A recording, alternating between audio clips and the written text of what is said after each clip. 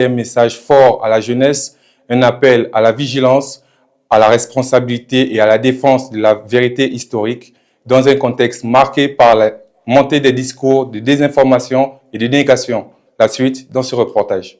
Dans un message profond et engagé, la première dame Jeannette Kagame a exhorté les jeunes générations à jouer un rôle actif dans la préservation de la vérité et de la mémoire. La vérité ne se défend pas seule, a-t-elle déclaré, insistant sur la nécessité pour chacun de se lever et de la faire vivre avec intelligence et discernement. Revenant sur les 32 ans écoulés depuis le génocide contre les Tutsis, elle a rappelé les souffrances du passé, mais aussi la résilience du peuple rwandais et les progrès accomplis dans la reconstruction du pays. La première dame a également mis en garde contre les tentatives de manipulation de l'histoire et la propagation de fausses informations, notamment à l'ère des réseaux sociaux. Elle appelle les jeunes à développer un esprit critique, à vérifier les sources et à ne pas céder au discours de haine. Dans son message, elle souligne aussi le rôle essentiel de l'éducation et de la transmission des valeurs, invitant les parents à former une jeunesse consciente, capable de défendre son identité et de contribuer à un avenir apaisé. Enfin,